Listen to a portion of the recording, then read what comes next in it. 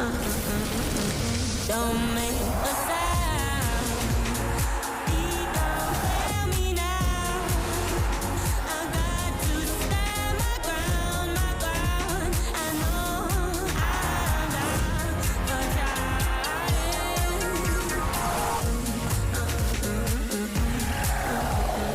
Please don't fail me now.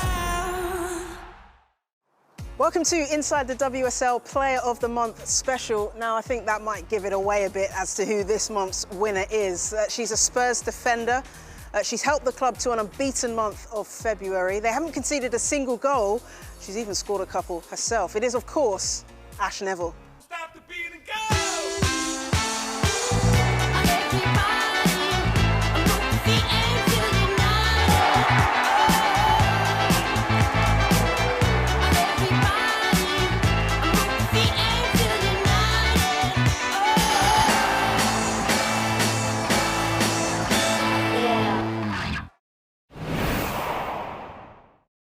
Ash, really good to see you. Thank you for having us here at Spurs Lodge. It's great. I feel like we've crashed someone's living room. It's really comfy. It's really nice in here. It'd be nice for it to be like my home. Yeah, I wouldn't mind living here. Yeah. Congratulations on being awarded Player of the Month. The first Spurs player to ever win this award. I mean, what does this mean to you? This is bragging rights in the dressing room, if nothing else. Yeah, I didn't know until I got the call last week to say, obviously, congratulations, I'd kind of won the award, and then I got told that as a player I'd made history being the first one. So obviously it's nice for me, but it's also great for the team. It kind of shows kind of how far we've come, and I'm obviously proud of myself for getting it, but I couldn't have done it without the girls as well. Oh, that's nice. Humble. Yeah. The team's form has been very good in February, back-to-back wins in the WSL. How does it feel at this moment to be part of this dressing room? Oh, it's amazing. I think looking back, we've kind of come a long way, and to get the 2 wins after a kind of tough start after Christmas was kind of what we kind of wanted to do as a team, and it's kind of boosted us up to 3rd in the league, and it's only a positive for all of us. Back-to-back clean sheets as well. As a defender, is that something that really excites you? Oh yeah, I love obviously getting a clean sheet, but I also like scoring as well, so a bit of both has kind of worked well this month, and I've scored 2 and obviously kept 2 clean sheets, so it's great. Yeah, I mean, I call you a defender, but looking at some of the goals that you scored in February, 2 goals for yourself, first 2 goals of the season, some of those were taken like a striker. I mean, particularly the one against Birmingham, where you reacted to the ball kind of bobbling around the box, first to react, yeah. Back of the net. I just feel like we always do that in training. It's kind of quick reactions, whether that's defending or attacking, and it kind of just fell to me in the right place, and I was taking it instead of Rhea because I knew she was there trying to get it as well. So it's nice to get obviously 2 goals in 2. Yeah, and the goal against Brighton again, I think it was Rhea Percival, wasn't it, on the left, yeah. Played you in. It's you as a defender, although you were playing on the right wing in that game, charging through the middle, furthest forward. I was kind of a bit nervous when I saw her, and I saw that I was through. I was thinking, don't mess this up, and I managed to kind of keep my composure and put it in the back of the net. So yeah, it was a great feeling. And that must have been a nice goal for you as well, because you had a lot going on off the pitch before that match with your granddad passing away. Yeah, so I found out kind of that morning. Sorry. And I didn't want to tell Rianne because I didn't want it to kind of affect her kind of judgment of whether I could kind of perform kind of that day. So yeah, it meant a lot. Do you want to take a moment? No, it's fine. Yeah, thank you. You sure? Yeah. Thanks for sharing that with us, because I think, you know, there was people that didn't realise what you were going through, but you were still able to perform to such a high level. So yeah, testament to you. It was great. Thank you. I want to look at Spurs' defensive record this season. Just 11 goals conceded in the WSL. Only Arsenal and Chelsea have conceded fewer. Has that been an aim of this team, to shore themselves up defensively? Yeah, I think we know if we can kind of shut up and keep that to a minimum, if not to kind of, like you say, a clean sheet, then we take our chances going forward. We're in the best possible place to take as many points as we can off teams. So we've worked on it and kind of want to be the hardest working team, and I kind of think that's proven with, like you say, the goals that we've kind of lack of conceded, I suppose. Was that something that Rianne Skinner brought in when she came in and brought the coaching staff in? Was that one of her big aims? Yeah, I think it's always a big thing for us. Obviously, you can see goals, you've kind of got to get yourself back into the game. It makes it harder. So if we can kind of do our defensive duties back there, then it kind of gives the strikers their chance to take their goals and kind of give us the points. And are you the type of defender that, you know, when you block a shot or you earn a clean sheet, you're like high-fiving all your other players or your teammates? Yeah, it's obviously it's a massive thing to kind of keep the ball out of the back of the net. So for me, if I'm making that last-ditch tackle and I know it's stopping someone from scoring, it's a great feeling. Or if someone else is doing, like you say, we're going around and we're congratulating each other, whether that's the keeper that's made a great save or a defender that's put in a block or a tackle. Now, I've mentioned Spurs' brilliant form this season. You're currently third. You're in that final Champions League spot. You've won more games at this point in the season than the entirety of last season. You've beaten last season's points tally already. Yeah. How has this happened? Do you feel as though people underestimated Spurs this season? Yeah, I think when we spoke at the start of the season, we were kind of knowing that people were going to call us the underdogs, and as obviously we've slowly gone through this first half of the season, we've kind of built our way up the table, and we still know that people still don't expect us to be up there and might say, oh, it's a bit of luck here from that game or this game. But I think we know behind the scenes the kind of hard work and the commitment that goes in and the quality we have, so we just keep pushing, and we know within our group that we're good enough. So if that's what people think, then that's their opinion, and we'll just keep pushing away.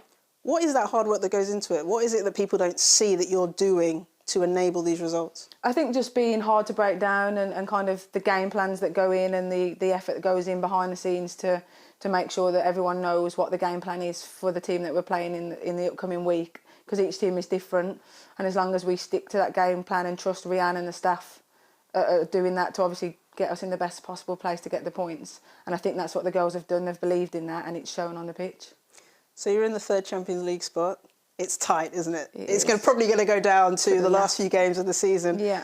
Are you able to enjoy it? Is it nerve-wracking? Is it pressure? How does it feel? I think we know that being higher in the table always brings bigger pressures, whether that's being on Sky more and more fans coming to games. We've had that conversation as a team and how we kind of deal with that, and had help with how we deal with it, and hopefully that can kind of only spur us on more to kind of get more points and stay up within that fight for that third place. Now that you're in third, and perhaps, you know, even the players themselves, the coaching staff didn't expect to be where you are right now, but now that you're here, if you don't qualify for the Champions League, does that mean this season hasn't been a success? No, I don't think that's a thing that we've been looking at. Obviously, we want to get into that third place, and we feel like we're good enough to be there, and we'll keep fighting to be there. But if we don't get it, then maybe we look back and reflect on the reasons why, and we kind of push for it again next year. But like you say, we've already kind of beaten our total from last season, so that's already a positive ticked off. And if we can push for Champions League, that's even better. Now, the club has been on an incredible rise over the last few seasons. 6 seasons ago, Spurs were in the third tier, and now, if you look at where they are, third in the elite at the elite level of the women's game. It's been an incredible rise, not just the team and the players and the coaching staff, but also the facilities that the club has available to them. Oh yeah, it's next level. Obviously, when I first came here, we were playing at Cheshunt in front of like 50 people, and now we're playing in stadiums in front of thousands and thousands, and it's what you dream as a football player. But it's only thanks to kind of the hard work of the girls back then that kind of helped with promotion and going through, and obviously the backing from the men's side to kind of make that possible to have the best facilities that we can to perform at the best level that we can. Yeah, you've played at the London Stadium, haven't you? Stamford Bridge. Yeah. I know you've got a game coming up this month at the Emirates as well. What's it like playing in those massive stadiums? Yeah, it's great. I think obviously there's a lot more fans and the noise is a lot louder, and you can hear Rianne a lot less on the side, so you've kind of got to get through the game as best as you can. But it's only a positive for us as a club, but obviously for women's football, the way it's going, and it can only go one way, and that's forward. You mentioned Rianne talking on the sideline there. What kind of manager is she? Like, how would you describe her? She's just great. I think she just brings a positive vibe, so there's no negativity. It's like, I understand people are going to make mistakes, and I don't care what mistake you make, it's your reaction after it, and that's always kind of stuck with me, because before I've always been worried to make mistakes and feel that if I've made one, then I'm not good enough and I'm going to be taken off, or I might not start the next game, or something along those lines. But I feel like she's very positive and understands that we don't always get it right, and it's just kind of how we react from there on, and it's great for us as a team. It seems that it's rubbing off on you, because I've been looking at your stats this season, which are amazing, by the way. You have won the ball back for your team via interception or via a tackle more times than any other player in the WSL. Is this the best season you've ever had? I think so, yeah. I think I'd look back on other seasons and think I had a great season. Like the first season I was here, I won Player of the Season from obviously the fans and the girls, and that was great. And then I've kind of grown even more being like now at a professional level, and I think this is by far the best season that I've had, which is great. You're really enjoying yourself, aren't you? I can tell you. I can I tell. am, like, it's the team, the staff, the facilities, like everything. Like it's just great, and yeah, I couldn't ask for any more really. Are you trying to add other aspects to your game as well? Yeah, so obviously now I've been playing a little bit further up the pitch, which is a bit of a shock for me, but I trust in what Rianne kind of says to me, and I just want to work a bit more on that now in case it happens again, and I can only do my best for the team if I know the information that I need to play in that position, which is obviously been on the right wing at the moment. So that's something that I can add going further and higher up the pitch and add in hopefully more goals to the team. So are you a defender? I'd like to think so, yes. I love playing in defence and having the ball in front of me and kind of organising from the back, but if I'm asked to play there, I'm always happy to do a job and do what's best for the team. Well, earlier in your career, were you playing further forward on the pitch? You were more of an attacker, weren't you? Yeah, so when I first started, I was a striker, and then I kind of moved into like a 10 role and out then to the wing. And the only reason I went to fullback is because the fullback got injured in a game and I kind of sat in, and then I never went back to a winger. So that's probably 9-10 years ago now that I kind of filled in at right back, and that was it, stuck, and I've enjoyed playing there and it's been great. Well, Becky Spencer better watch out, you'll be in goal next. I feel like you only go backwards, yeah, so I wouldn't mind a going goal. Good stuff. Don't fail me now. Welcome back to Inside the WSL Player of the Month special. Now we'll be hearing a little bit more from Ashley Neville, who's the February winner, in just a moment. But first, let me just round up the other month's winners for you. Manager of the Month went to Leicester's Lydia Bedford, who continues to have a massive impact at the club. She guided the team to 2 crucial wins against Birmingham and West Ham. Goal of the Month went to, well, who else would it be? Man City's Caroline Weir for this in the Manchester derby. I don't think any goalkeeper was saving that. Ashley, I'm really interested in how you actually got involved in football. What's your earliest footballing memories? I mean, how did it start for you? So yeah, I was probably about 5 or 6 when my mum took me down to a Saturday morning boys/girls, I suppose, like training session where they'd do like a tournament and then a penalty shootout at the end. And I just went there and kind of got told by a few of the coaches, like, have you ever thought about going into a team? So I obviously played back then in a mixed team for a little while, and then I moved when I was too old to play in a mixed team to a girls team, Park Hill. And then from there I moved to West Brom, went through the academy there. But yeah, that was kind of it. Started from a very young age, and my mum spent a lot of time ferrying me back and forth, week in, week out to training. Yeah, that sounds familiar for a lot of footballers. Yeah. My mum was the same, carting me up and down the country so I could make it to training. Tell me about your experience at West Brom and playing in the structure of a team like that. So yeah, it was good. I went through from like under 12s all the way through to first team, and kind of went into the first team at quite a young age. It was quite a nice experience to kind of be in and around the older players that have been there a while, and then I felt like I fitted in quite well. And I don't think it took me long before I was kind of in and around playing in the first team, and spent quite a few years there from up until I was about 20. Okay. So probably about 10 years, yeah, there. Long time. Yeah, it was. I taught you everything you knew. Yeah, a club that's really close to my heart. It's kind of where I was born. So yeah, it was great to be playing for that team. And then you moved to Coventry, is that right? And Coventry were actually one of Spurs' big rivals back when Spurs were in the 3rd division. Yeah, which at the time I didn't know. Obviously, Coventry was quite close to where I lived in West Brom. They were at the time in a better division than West Brom, so I thought, like, let me go and see how it is. And I went there and I was there for like 4 seasons, like you said, then playing against Spurs. And then, yeah, I made the move to Spurs 4 years later. What was it about Spurs? Why did you move to that club?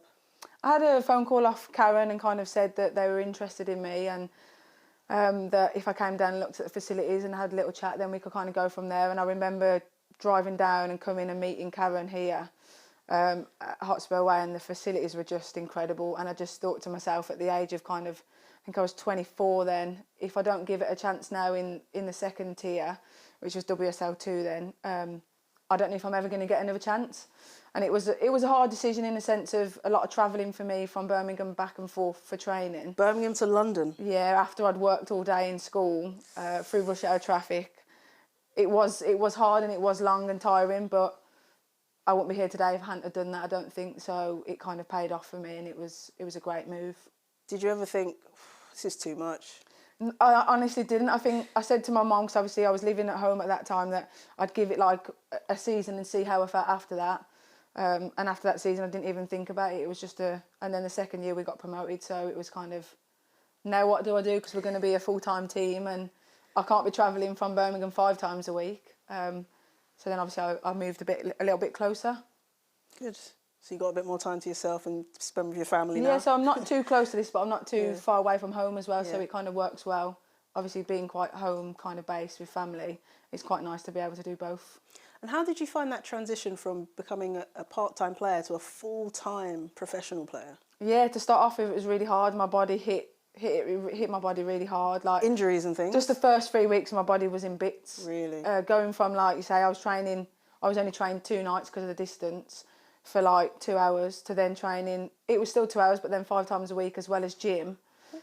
And the gym was a lot more intense than it was when we did it at part-time, just due to timings, because we'd finished pitch at like 9, and then to do gym before travelling home was quite a lot. So, yeah, body-wise, physically, it was a massive change for me. And you were a primary school teacher, weren't you? You were working as a PE teacher. Was it difficult to leave the day job when you decided to choose football? Yeah, it was, because I'd been there for a good couple of years and made a lot of friends there, as well as like a lot of bonding with the kids that I work with, especially the kind of behavioural kids and the SEN kids.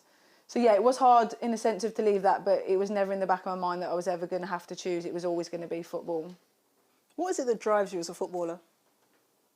I think it's just always been a dream from when I was little, and when I was younger, it was never a possibility for women footballers to be professional. I always wanted to play for England and always play at the highest level, and I'm living that dream. So I just want to come here every day. I'm happy being in at training. I love it in and around the girls and the staff, and there's no better place to be when you enjoy your job. Like, it's a great feeling. Yeah. There's such a smile on your face throughout the whole way, pretty much, this interview. It just seems that you have lived out your dream and you're just where you need to be. Exactly where I want to be, and I just feel that it shows that the girls that are in and around like younger ages now, that it is possible, and as long as you work hard and kind of are committed to it, that anything's possible to be here. Do you view yourself as a role model then? Personally, no, but then I do have a lot of fans that kind of come to me after games that have got girls and ask me questions about how can I help them do this or how can I help them do that. And then it kind of hits home that a lot of girls look up to us as professional footballers, and it's a great feeling to know that if we can have an impact on them, and it's only going to get better in the game, and when we leave it behind, when we kind of hang our boots up, that it's in the best possible place for the younger girls coming through. Now, you've had a lot going on off the pitch recently, all happy things, Yeah. which has been great. Got married, didn't you? We did, yeah. And your partner had a baby, so you now have got 2 children in the household that you're looking after. Things must be very busy for you. Yeah, I feel like I get up at probably about 6 o'clock and I don't sit down until 7 when they're both in bed, if I'm lucky that the little one goes to bed at 7. But to be fair, like, Lizzie's great. We work really good as a team.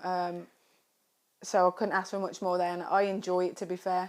It is very busy, and when it comes 7 o'clock, I'm on the sofa nearly asleep, which is not great for a 28-year-old, but I wouldn't have it any other way, if I'm honest. And home life, I think, when home life is happy and relaxed, it translates to you being a better footballer. Yeah, and that's always been what Rianne said. If people are happy at home, they're happy at football, and if we can keep that balance as the best we can, then it'll only be better on the pitch for us as players. And do you think you've got any budding footballers amongst your children at the moment? I know baby Remy's only a year old, but still. Yeah, no, she obviously likes touching the badge. I don't know if it's just the feel of it, but whenever I go home and got my training kit on, constantly she's touching it, which is cute.